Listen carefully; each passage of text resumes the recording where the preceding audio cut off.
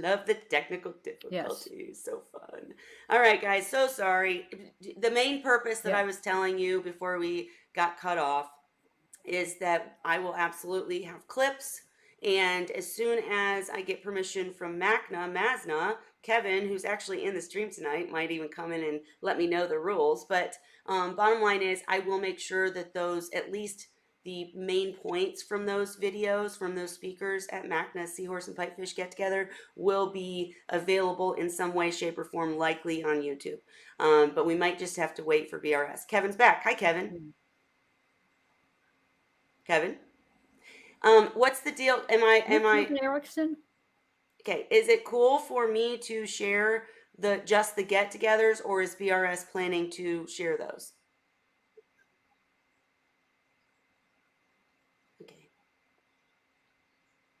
No, you and I can sit down and watch your edit and just make sure it's good, and then you can share it how you want. Okay. Probably not the way I did tonight. But okay, very good. We'll sit down later. Kevin, how's your week been?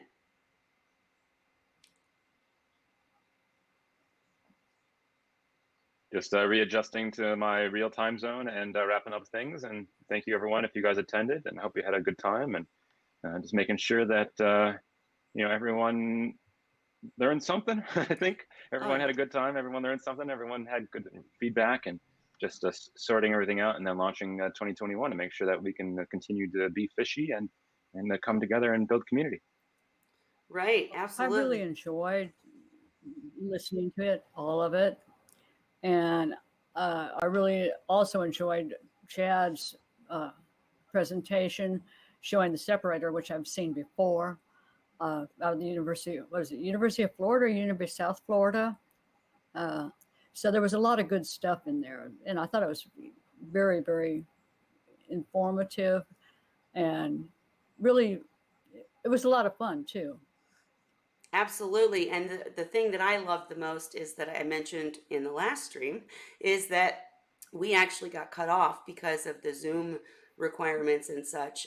We got to talking for so long and letting everybody share their stories, and we had discussion about everything from the zebra seahorses to personal tanks, and people were, showing things. We got to, what made me the happiest is that Lucy's jet lag seahorse got to come in and make an appearance, because Lucy can't usually connect to Wine Wednesday, so we all got to see jet lag and see her a little bit. But I thought it was really good too. Our speakers were great. I did want to announce that also. Thank you for bringing me into that, Cheryl. We'll get back to just chatting with each other in a second, guys. But I've had 3 people, in case anybody does come to Wine Wednesday, because at the end of the Seahorse and Pipefish get together, we were actually still in mid-conversation, so I told everybody to come to Wine Wednesday. And also, I told everyone to email me if they want a prize. A few people like Cheryl and Sam messaged me because they know me personally, but I did not get an email from 3 people who won prizes. So I just want to say something about that now. Very quickly, we had tons of awesome sponsors, including Algae Barn, U.S. Mycids, Reef Nutrition, Q Companies LLC, Harkins Aquatics, and then Paula Carlson donated some really cool items herself. And so I've contacted all of the winners except for Peggy, who won the Reef Nutrition prize number 1. Let's see, there was one more.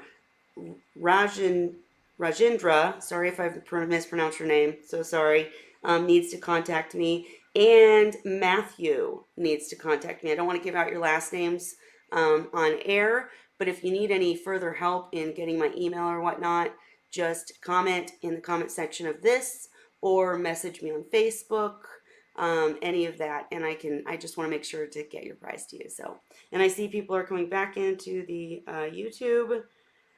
And Dylan Roberts, if you were the one that was speaking at the end of the Seahorse and Pipefish get together, I would love for you to come in. If you need instructions on how to get into this room right now so you can be live with us, you just need to be a member of Seahorse Sources group on Facebook. And then you go to the top, and it's where it says rooms. You go into rooms and you find Wine Wednesday and just join. You got to make sure your audio works and such, but after tonight, we might just switch to Zoom.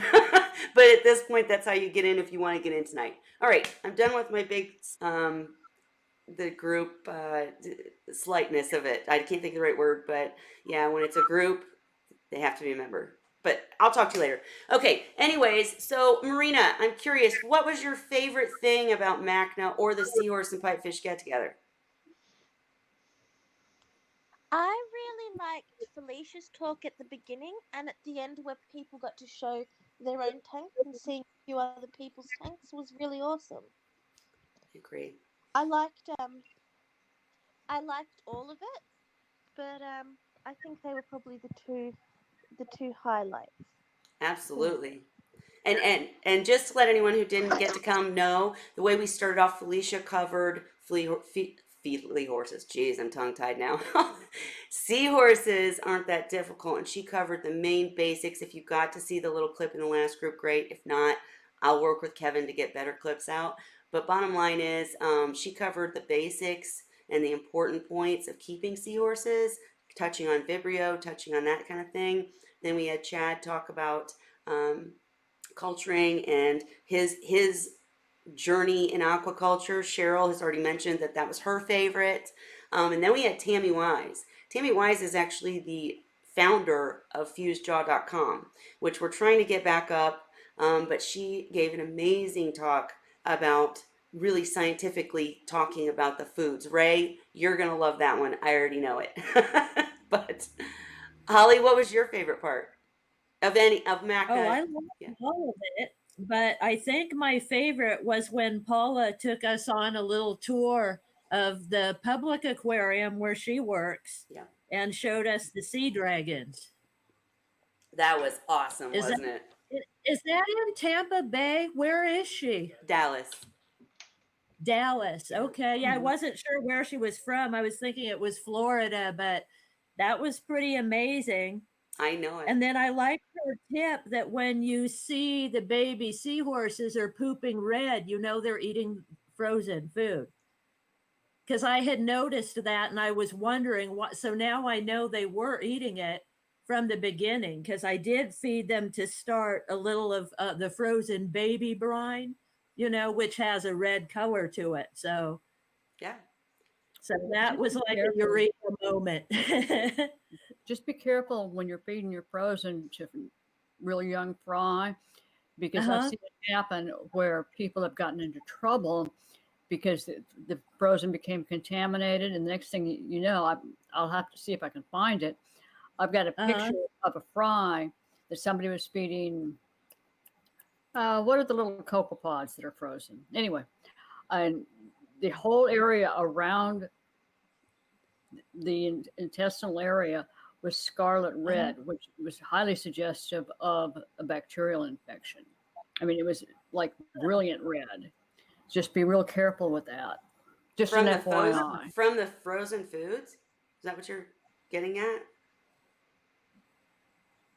Okay. Well, I'm curious. Dan, have you heard of either of those things? Because what Holly's talking about is Paula really kind of dropped a bomb on us. We hadn't heard that before. Had you heard about poop?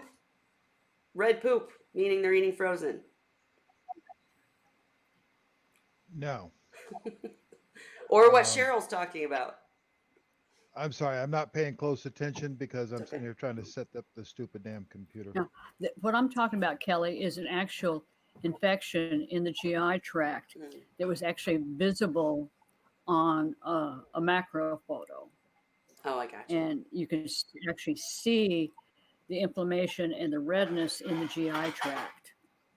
Gotcha. It was really startling. In fact, I think, Dan, it was Beth Garrity-Sebo that actually sent that, posted that photo.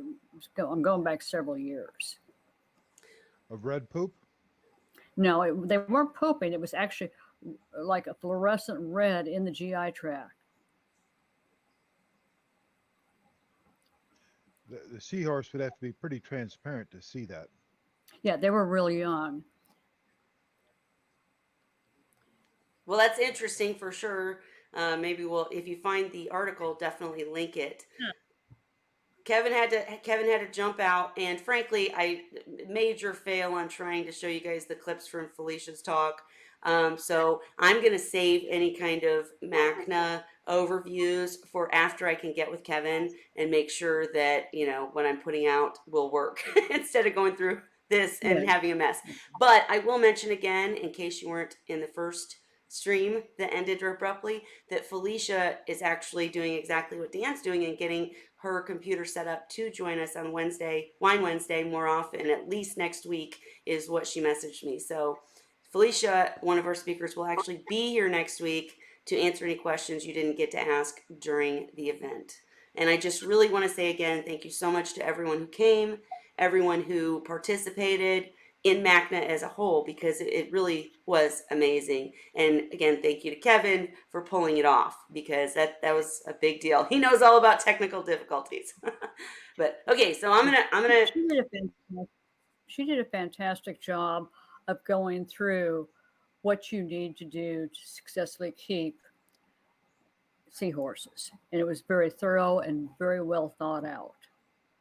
I was actually, well, I've known Felicia for years too, and I mean, she knows what she's doing. her And it was talk obvious. her talk was actually like 45 minutes long, and she cut it down to like 15 minutes and still hit every important thing there was. Marina already mentioned that she really liked it too, so I will definitely, I promise guys, this week get with Kevin, get the clips out there so that you guys can see at least a little bit of it, and hopefully VRS is planning to post it, or I will if I'm allowed. So we'll let you know more next week. Now again, open chat. Anything new that we need to talk about, want to talk about, anything. Dan, real quick, you remember I asked you about that red bulge on that one male seahorse? Yes. And you asked me, is there a crab in the tank? So I Yes. messaged her back. She'd put in a hermit crab 2 weeks earlier. What kind of hermit? Blue leg. That shouldn't have caused that. That's what I said. Unless somehow the seahorse freaked out the hermit crab, but I can't imagine that happening. Or she's got something other than a blue leg and she doesn't know it. Well, my thought is that it was very possible for her to have something hidden in the rock that she didn't know about. Yeah. I don't know. She's using the Alamax, and moving forward, I'm waiting to hear back from her, but that was it. Blue Lake shouldn't have been.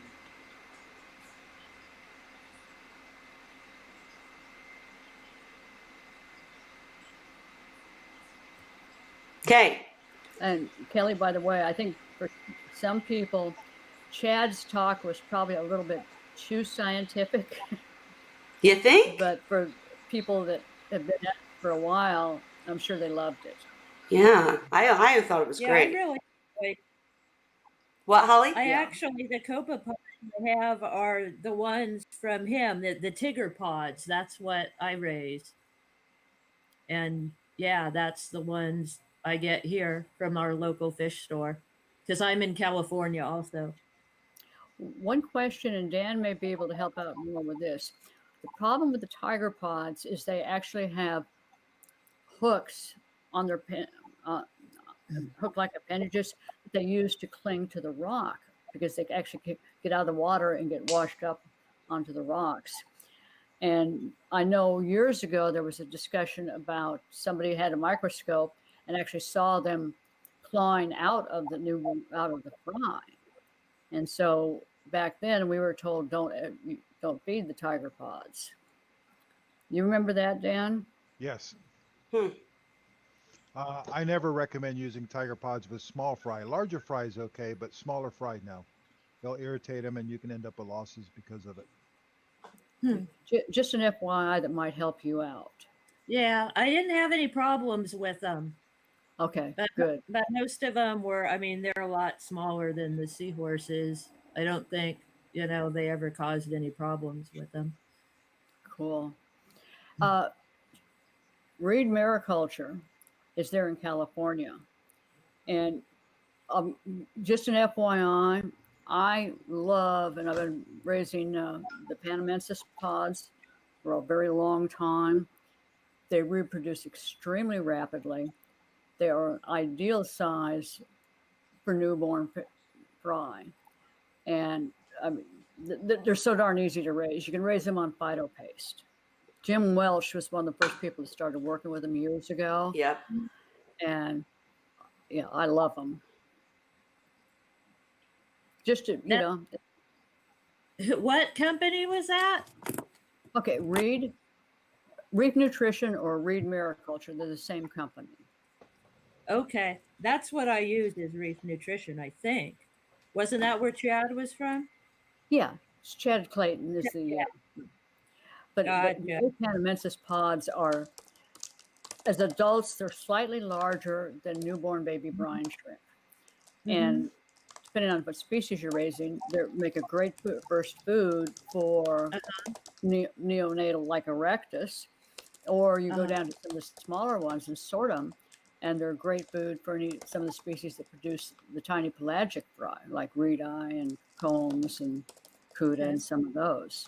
I'm just throwing it out there for you. What kind were they? The species? They call them their apex pods.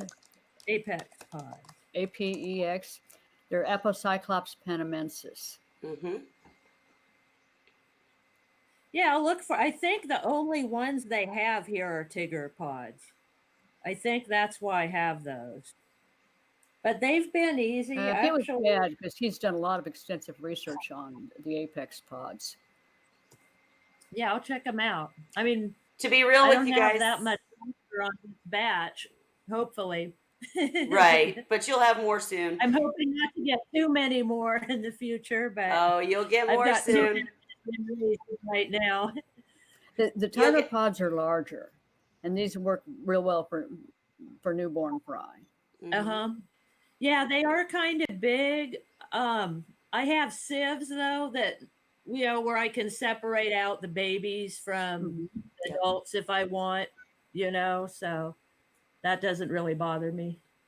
Sure. And I will mention, guys, that Chad did a very long interview, like literally turned into 3 videos with me when I first started. So the videos aren't high quality, but he really does go through everything about himself, everything about culturing, everything about everything, which I'll try to link when we're done. But just search on Seahorse Whisperer on YouTube, Chad Clayton, and you'll find it. Or Copa God, which is his nickname. And as I mentioned, we'll make sure we get either BRS to post the get together, or I'll get some approved clips so you guys can hear the speeches at least. So, but yeah, he's great. He's great. And the Apex panamensis, I always Apocyclops panamensis. That's it. They are great, and they're really great for breeders. It would be my top thought. They're considered to be basically a benthic species. However, the newborn larvae are pelagic, which also they stay in the water column, which makes it really nice. Sure, and the one thing I remember the most is that they will take the not dead but not live algae that Reef Nutrition specializes in. They do not require live phyto. Right. You can use algae paste on them, and they go crazy and grow like gangbusters, which makes them really that's what I feed mine, the phyto paste. I freeze it in cubes. Yeah, the tiger pods should also take the paste.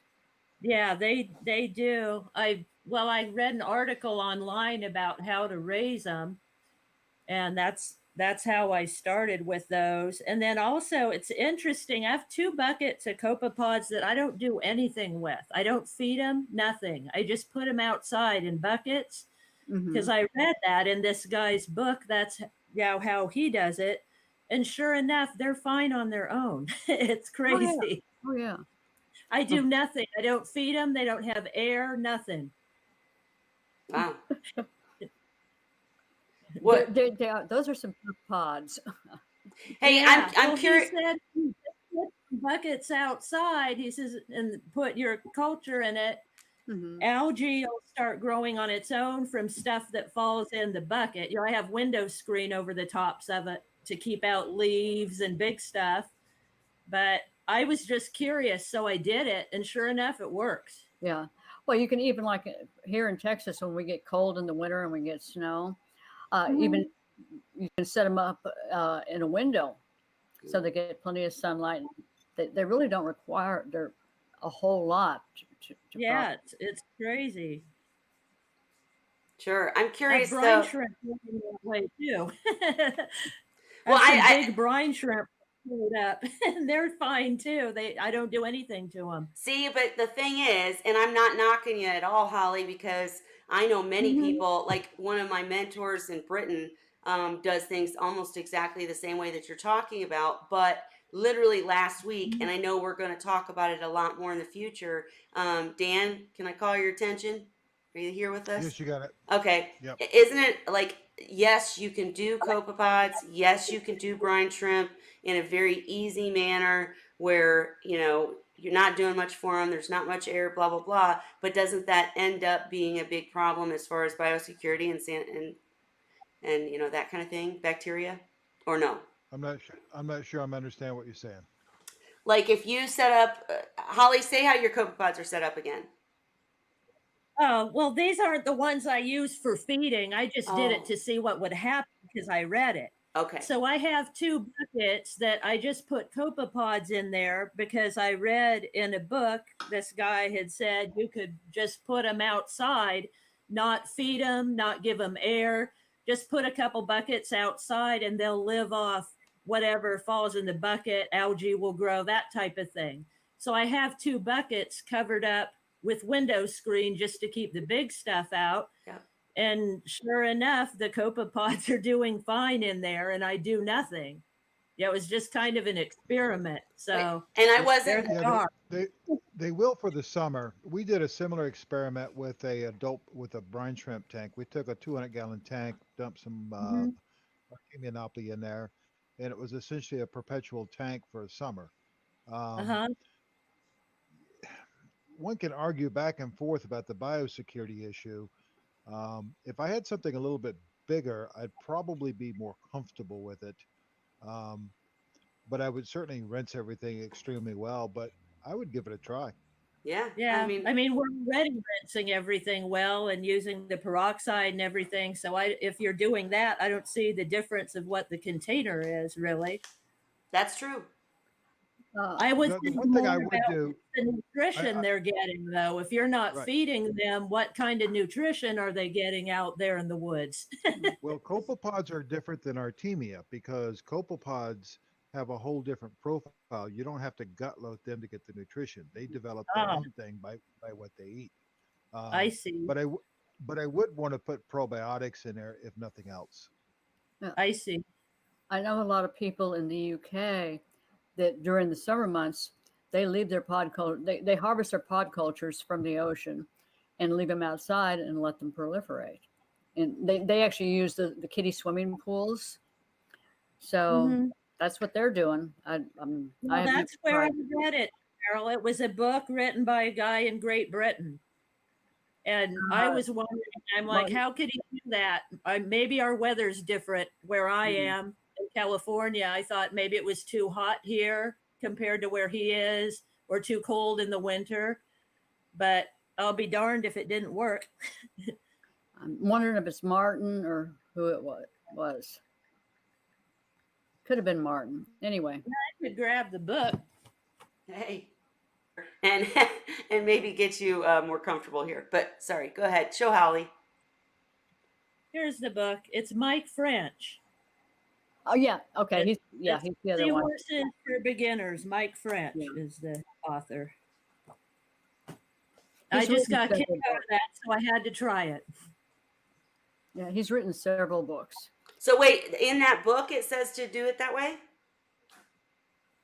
Yeah.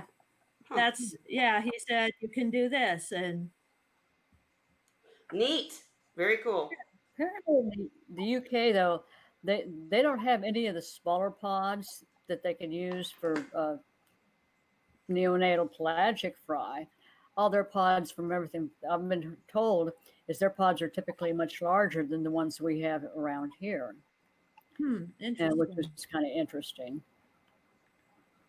Again, I don't know where they're harvesting them from, so I can't say for certain. And Chris Carey, I see you commenting. feel free to jump in if you'd like, or definitely I'm working on what you asked. So, and I'm a tad worried, guys, that there was some confusion with the switching streams. So it's open chat, chat. Just chat, dang it. Dan, do you have any other ideas what might have caused the damage to that one male seahorse? My idea would simply be that either the sting or something got a hold of it. Something, yeah. Well, was my, and I posted back that a blue leg should not do that. And I advised the keeper to check the tank at like after dark and stuff and see what else might be in that tank. Because that was definitely some serious damage. Yeah, I Yeah, think definitely that looked would like be, I saw that. And I did have a blue leg hermit crab wrestle with my male seahorse when I first got him. They were rolling around on the floor thrashing.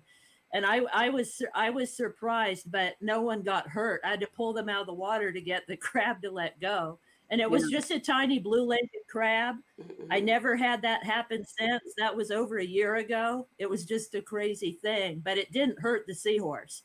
Well, I've seen them get the hurt. red legions, By a blue leg crab? Yep, I don't keep the crabs at all in my red tanks. discoloration and edema was consistent in what Lisa found after she had the two seahorses that were stung by the nymph. And I'm thinking she's got something else in that tank. Hmm. Dan, have you seen a lot of people successful? I know there is a difference between blue and red leg. I know the red leg are more aggressive. I've personally just always avoided them because when I first started out, I was told don't do crabs. But have you seen a lot of people successful with them? Yeah, I've seen very few people have any issues with them. There you go. I've So- had crabs over a year. I've never had any issues other than that one time. And it seems to be almost like they get to know each other once they're tank mates. They can walk next, they leave each other alone. It's almost like a personality thing, like they realize, you know. Get their territories going I on. think got attacked because he was new. I think they kind of surprised each other. You know, like, who are you? What are you doing there?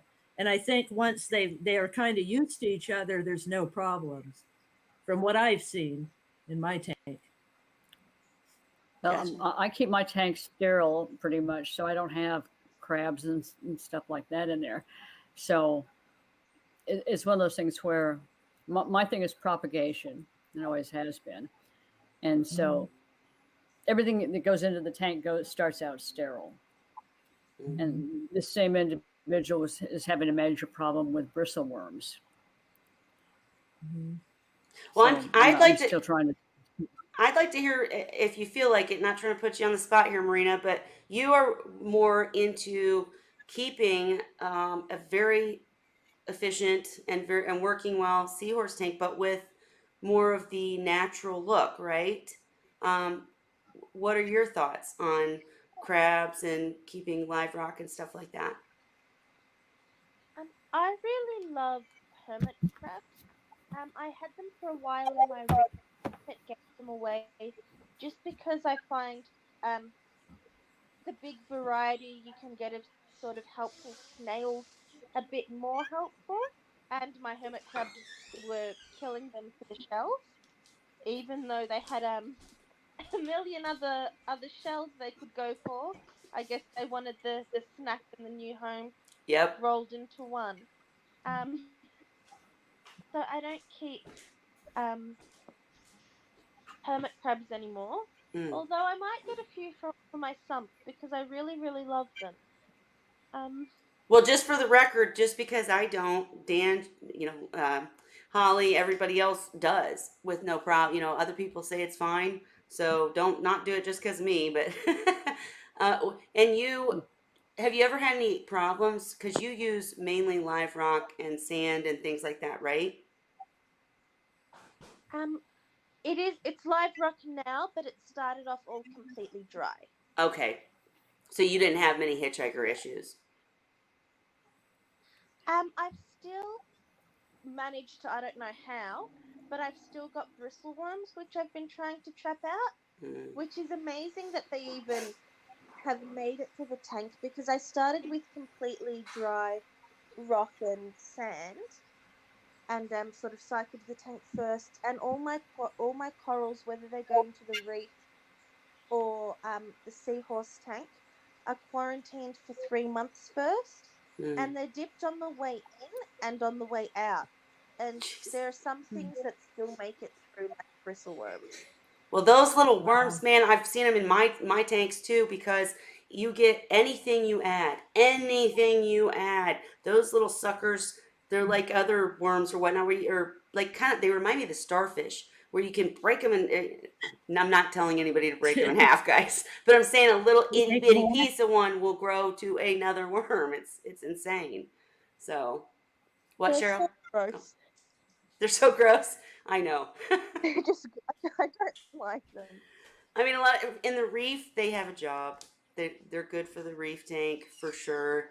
But how many times have you guys heard of a seahorse have? I've never had a seahorse have trouble with bristle worms, but I've heard it like mainly about a seahorse trying I to eat haven't one. had any trouble. And yours I haven't. haven't had any trouble. I have bristle worms in my tank, and I haven't had any trouble so far. I worry about it, but I haven't seen anything happen. Gotcha. Well, I don't think they like purposefully go out and sting them or anything, but I No, just think I it's if they think try they're to eat like a them. cactus. I think they just touch. I think it's like a cactus. If they try to take a bite out of it Yeah. or they touch it, like we step on a cactus or something, they'll Hmm. get stabbed. Yep. But I haven't had any trouble yet. Good to know. Hey, Dylan Roberts, glad you made it back. I'm really curious if you were the person that was at the Seahorse and Pipefish get together. I'm trying to remember the actual name of the person who was sharing. I think his girlfriend's name was Liz. I could be wrong. And I will go back and look and be prepared next week. But I'm hoping that he comes to Wine Wednesday because he was asking some great questions that I really wanted this group to have the opportunity to answer. But I don't know if that's you. So if it's you and you need instructions on how to get into the room or you want to ask your questions in the comments, please feel free to do so. Hey, S2K Chris 305, welcome, welcome. It's open chat tonight, guys. So as we're just chatting away, we had some technical difficulties. Ask your questions because I probably won't have this stream tonight last too much longer, only because I've got to fix some stuff. So, but open chat, ask your questions in the comments, or feel free to jump in. And you guys go ahead and keep chatting. We cover bristle worms. What else? Excuse me. Dead silence. Of course, always. That's why a topic's good. Open chat, it usually gets going, but sometimes it takes a little nudge or push. Have you guys seen any good posts lately? Anything that could be answered? Well, one of my male combs that Dan sent me. If Yeah. he's not now, he will be very soon, which is great. Been nursing them along, and it's so nice to see. He's just all of a sudden he's gotten huge, and he's eating everything in sight. He's always starving, Of course. which indicates that he's cycling into breeding condition. I think, Cross your fingers for me. of course. And Cheryl, I think I saw a post recently where you were worried about one of your seahorses, weren't you? I'm sorry. Weren't you worried about a seahorse that you got from someone else? I'm crossing fingers for you, but about breeding. But what do I worry about? no. I saw a post. No, I saw a post recently where you were worried about a seahorse that you had taken in. I was just wondering about an update on that. That one, I think the one you're thinking of. In fact, I was just texting her while I was in here. She finally got what I advised her to do, and crossing my fingers. We'll see what happens. Gotcha. Okay, I just wondered if there was any good news I was hoping for. Is that the one Well, the thing is, what happens is, okay, I get tail rot, I get all kinds of questions, and they all kind of float together, and I have to sort through. No, I hear you. I hear you. Just always looking for good updates, but I think what I'm going to start doing is just say, contact Dan. poor Dan. Speaking of treatment, you guys, I have a question, just something that occurred to me. I'm not having any problems yet, thank goodness. But about hospital tank, because I always read and hear, a 10-gallon hospital tank. But I have 3 seahorses. If they all have a bacterial infection, let's say, at the same time, can I treat them all together like in a 30-gallon tank Yes. instead of Yeah. separating them? Still do it. You can treat Yeah, them all in a 10-gallon Yeah, you can because still you're do it not at going to have any 10-gallon. biofiltration. Because the antibiotic, if you tried biofiltration, it's going to kill off the bacteria anyway. And what you Yeah, have so to do then basically is it's a lot of water changes, right? yes, yeah, When you you're do doing the 50% water change daily. I actually have round acrylic, they're food grade acrylic containers. Mhm. And if I have to use any antibiotics or hospitalize, they go into those. And what I actually do is I actually change them out 100% every day. That way I have reduced my potential for having any ammonia spike, which is, of course, your biggest concern with that. Generally Where did speaking, you a find 50% those water change containers, will- Cheryl? Restaurant supply houses, Okay, because I'd like something like that. My tanks are acrylic. I love acrylic, so Well, well, they that also are great Go for ahead. I'd rather pod have cultures. glass than glass any day for. I use them for pod cultures. I used when I was raising rotifers. I used them for rotifers. And the thing is, because they're food grade containers, they can be sterilized at extremely high heat without breaking down. Gotcha. Very cool. Thanks for your tip. I do know this is another thing that Felicia covered in her speech at the Seahorse and Pipefish get together. But Dan, what were you going to say? I was going to say, I normally use a 10-gallon tank, and I normally do a 50% water change unless I have a whole bunch in there. I like the 10-gallon glass tanks because they're very easy to sterilize. The other thing that I recommend is to cover 3 sides of the tank when you move them Yes. to a hospital tank. And that makes them feel more comfortable because they don't see out of the tank and wide open. Gotcha. That Um, makes sense. Yeah. And a 10-gallon tank is a loss leader. It's the cheapest tank you can buy. It's Yeah. even cheaper than a Yeah, 5-gallon typically. So generally speaking, that's my preference, but it's not what you have to remember that we all like glass tanks, but any container that holds water works. Yeah. Yes. The one thing I worry about in plastic stuff is that if I'm using chemicals, the plastic holding the chemicals, where acrylic and glass, not so much. Mm-hmm. Gotcha. Good point. Hey, you guys, I thought of something else I'd kind of like to talk about tonight, just because it occurred here. Where I live, we have a lot of fire danger. We evacuate, occasionally due to fire. I know in some where you live, you have hurricanes, that kind of thing. I lost a couple years ago. We had a huge fire here. We were evacuated for close to 3 weeks, and I had just started my reef tank. Thankfully, I only lost a couple fish, didn't have my seahorses yet. But how can you, what's some ways you can deal with that disaster preparedness, like preparing tanks, evacuating them? How long can they go with you being gone, and how would you prepare a tank for that, or take them with you? Like, what's thoughts on that? You'd have to take them with you if you're going to be gone for a long period of time and you're looking at fires. What you might want to do is contact, and I know I've got friends that have fish stores or propagation systems. Contact them in advance and say, hey, if this happens, can you help me out? Dan, go. How many seahorses do you have? I have 3, plus the Okay. babies. what I would tell you to do is to go down to Home Depot and get a bucket with a lid. Got some Okay, of one of those. those lids that's okay. Then Got go those. down to a bait, go to a bait shop and get a big bubbler bait aerator Mhm. called Big A Bubbles bait or Big shop? Bubbler. What A did bait you shop, say? A bait shop? Big Bubble. Okay. Yep. Yep. Or West Marine. West Marine, I have it too. But you want the one that takes the D cell batteries. Okay. Okay. Number one, it puts out a lot of air. But number two is that thing will run for about 48 hours before you have to change the batteries. Okay. Gotcha. And get yourself a rigid airline and some airline Mm-hmm. and put the seahorses in the bucket, put the bubbler on it, and off you go.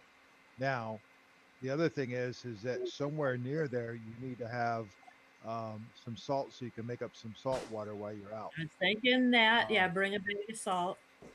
and from the standpoint of an emergency situation, trying to deal with this, you also would be handy if you had a carboy or something to keep water in, and Mhm. you hit up the RO machines along the road.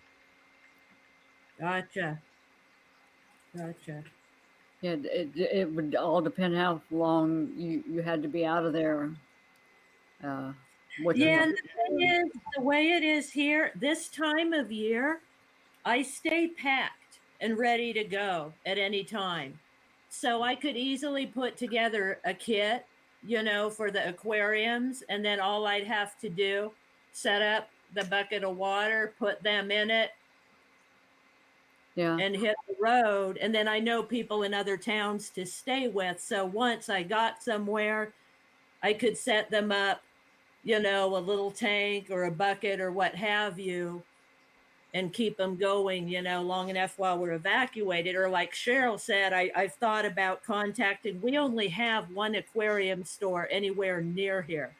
So, but I do have a good relationship with them. So talk to them and see, if they'd be, okay with me, bringing some fish in, getting some water or whatever I need.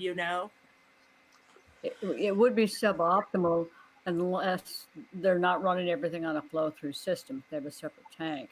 I've just got some long standing friends that I know that actually operate stores, and they have separate tanks that are not part of the flow through system that you can Mm-hmm. regulate temperature and everything else that would help out. But it's one of those things. It just depends on how long you have to be out. And again, when you come back in, you're going to have problems again with your main tank, even if it's totally intact, Oh because yeah. you haven't been bedded or No, anything. I went through that. It was horrible, but I mean the whole town burned down here. Mm. So I was lucky I had a home to come back to. Everybody else I knew lost their home in that fire. Oh gosh. And so now that it's that time of year again, this was 2 years ago, I just live prepared for that, and now that I have the seahorses, I want to be prepared as best I can for them too. And the thing about being evacuated is you never know if it's only going to be a couple hours, or like us, it was almost 3 weeks. Yeah, And what exactly. happened was probably the tanks would have been fine, but they shut the power off, and the power was off for I guess 5 days, Yeah, and then came tanks. back on Yeah. during that time. And so what ended up happening in my tank, all the fish died. Thankfully, there was only two at the time. I lost like a blue spotted goby and a mandarin dragonet were the only fish I had at the time. But my cleaning crew, everybody. But interesting, the water started cycling again on its own. So it came back. Yeah, I know it took some time, but it came back and was healthy again not too long after. I was surprised. Well, one of the things too, again, it's not going to do you much good with a fire, but I have a small portable generator, battery powered portable generator. Oh yeah, we have those because Okay. they shut our power off here, we're on rotating outages sometimes because in the summer the power grid gets overloaded. Yeah. And also because of fire danger, because this fire was started by faulty PG&E equipment. Yep. So they got sued big time for that. We're all in a lawsuit. So now every time they think there's a chance, they'll shut off power. So I do have a generator just for the purpose of the aquariums. And then we have a whole house generator that we haven't installed yet, but that's kind of how it is here right now. Jeez, Well, that's see, typical. I don't have no problems, but I have both a portable generator that I can, in fact, it even will inflate tires, so I have air coming out of it. Cool. But it's one of those things where it, for shorter duration outages, it can be very beneficial. And I've inflated my tires. I've jump started my riding mower.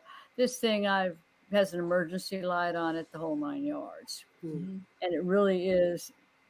I bought it thinking, well, I'll never use it, and I've used it for everything. But yeah,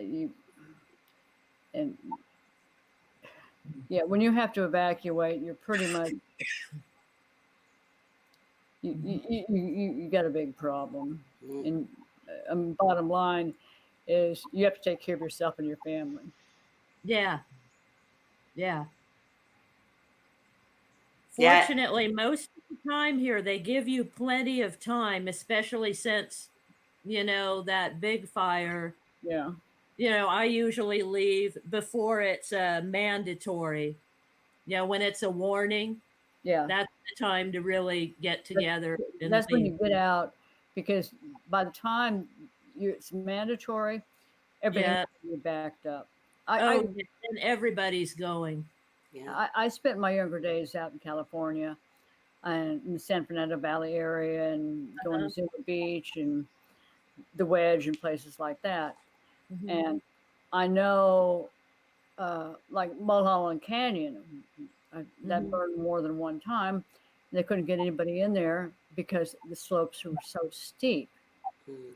And so then you get the Santa Ana winds coming through there and turns into a nightmare.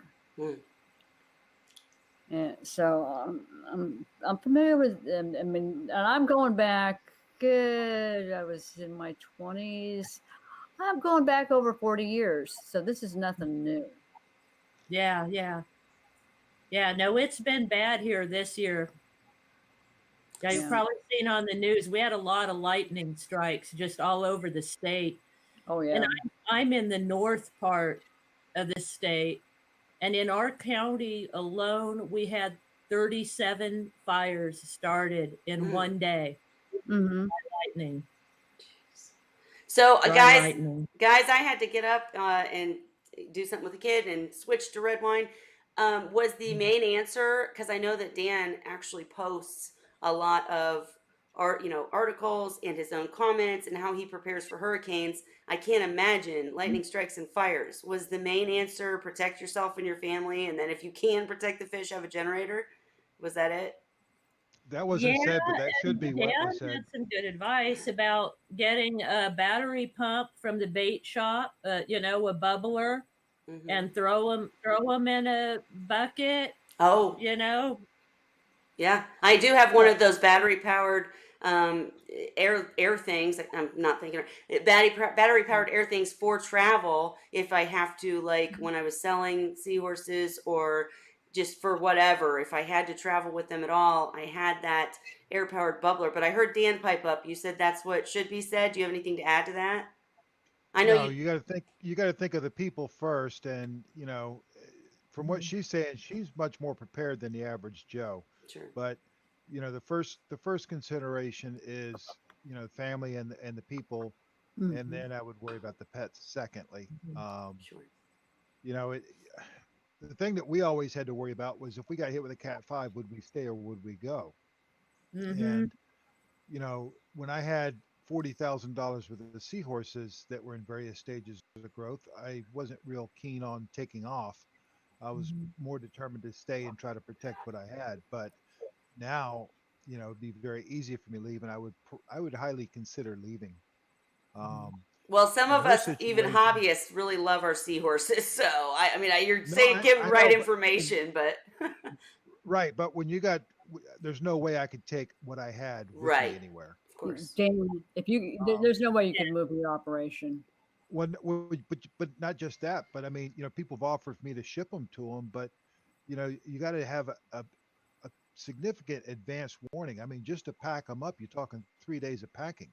Right. Um, and Yeah. you got to have all the stuff, and then you got the shipping cost, and it's just not feasible. Mhm. Um, Sure. but when you don't have all that, now it's jump in the car and go. Of course. Um, Mhm. SK, but just to let you guys know, SK, I'm sorry, S2K Chris 305, which is a new subscriber. Thank you, sir or ma'am, and said generators saved his reef or her reef. Sorry, along with some backup battery-powered bubblers in case of shortage of gasoline. Absolutely, and just to mention, I'll let you guys chat more, but Dan does a really good job on Seahorse Sources page of sharing information about preparing for hurricane weather. We just approached the fire weather tonight, which is a kind of a different thing. But sorry, Dan, if you were continuing. no, the fire thing is different than what we deal with because we get advance notice, and Mhm. Yeah. sometimes you get advance notice out there, but sometimes those things Mhm. crop up and move quick. And Yeah. if you get a lightning strike a half mile from your house and it takes off, you got to hustle. If Yeah. it's 10 miles away coming your way, you got time to think about it. Well, And Yeah. the And thing, yeah, either way, really, like you said, if it's close to you, you don't have that much time. Most of the time, it's far away and it's just spreading. So you mhm. do know about it. You're kind of ready. but But but what I even do is keep everything packed all the time. mm, I travel a little bit for work, not as much during COVID, but normally I'm on the road a lot. So I actually keep all my valuables in the trunk of my car in case evacuation happens and I'm not home. hey, quit telling your I neighbors can, that. Just kidding. Sorry. I don't think I have any neighbors that are on here. Good. when the Well, Hurricane Laura was coming in, and again, I live fairly far inland, but the thing is, where we're at risk is the tornadoes taking out power for us. yeah. And when I know a hurricane is heading into the Gulf, I fill up all my containers with RODI water. I do salt mix. I have fresh water available for top offs if I need it.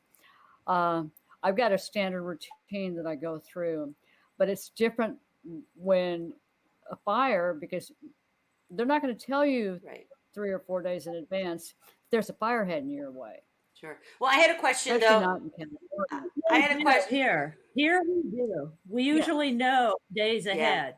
Yeah. I was just but going to ask. I mean that's a completely different situation. I was going to ask about what we And were talking about earlier, because in the case of electricity going out, the generators and the battery powered air bubblers are extremely important. You can also use a cup to, constantly be pushing the air back up over the surface.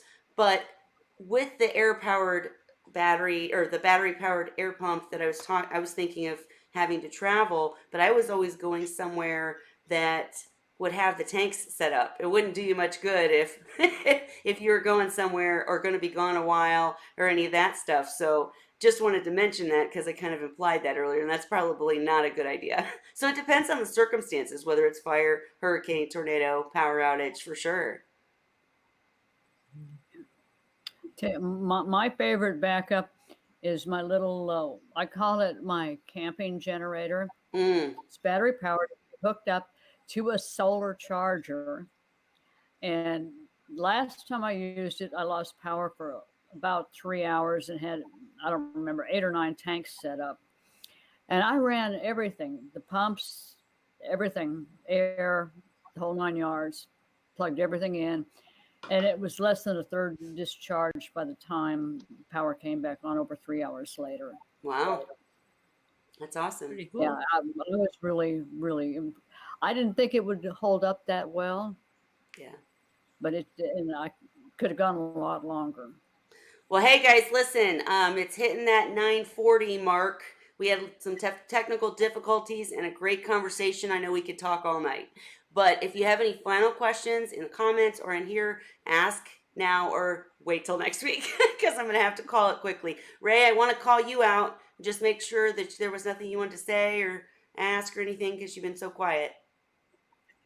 No, but you've got Cindy's got a couple questions she wants answered. Thank you, sir. All right. Let me hop back in there. All right. Cindy asked, how many seahorses do you currently keep? I assume you're asking me. I currently have, I've downsized to 3 tanks of seahorses. So I currently have 3.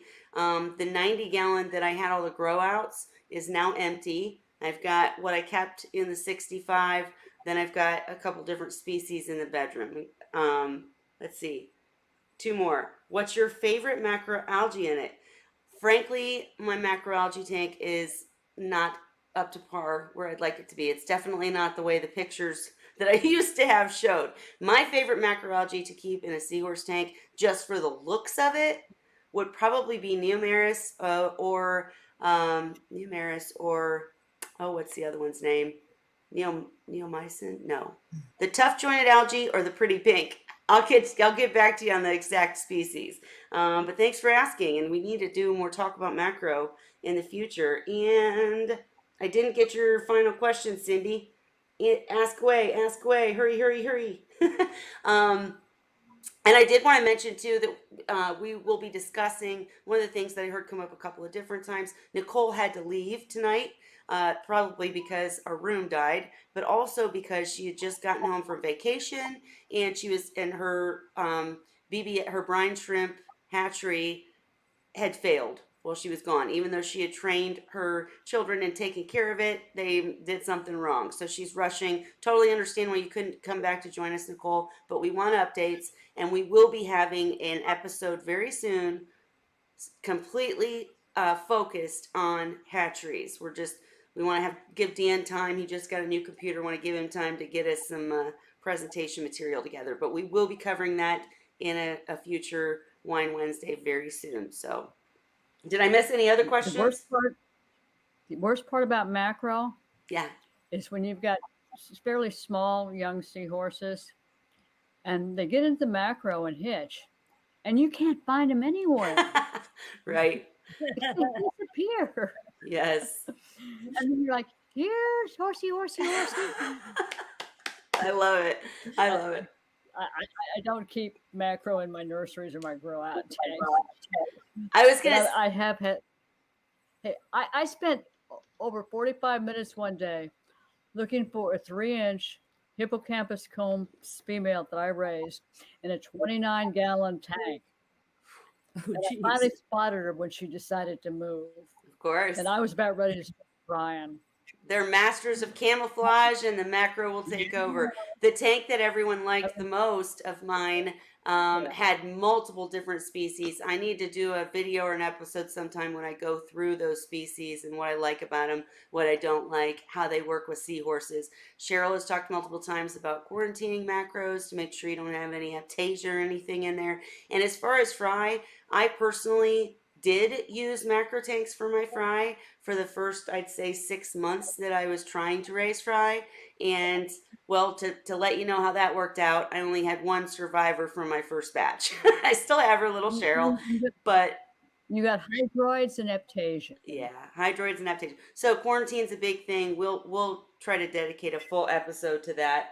And I didn't see another question from Cindy. So anybody else got anything? Dan? No. No? Nope. All right. Well, for tonight, guys, I'm sorry it was kind of rushed at the end. I've got kids messaging and knocking. But we'll get all our technical difficulties fixed this week, I promise, and be back next week to cover any of your questions and hopefully have a more clear topic to keep us going. But thank you so much for joining us. Everybody say bye. Bye. Happy Wine Wednesday. Good night. Cheers.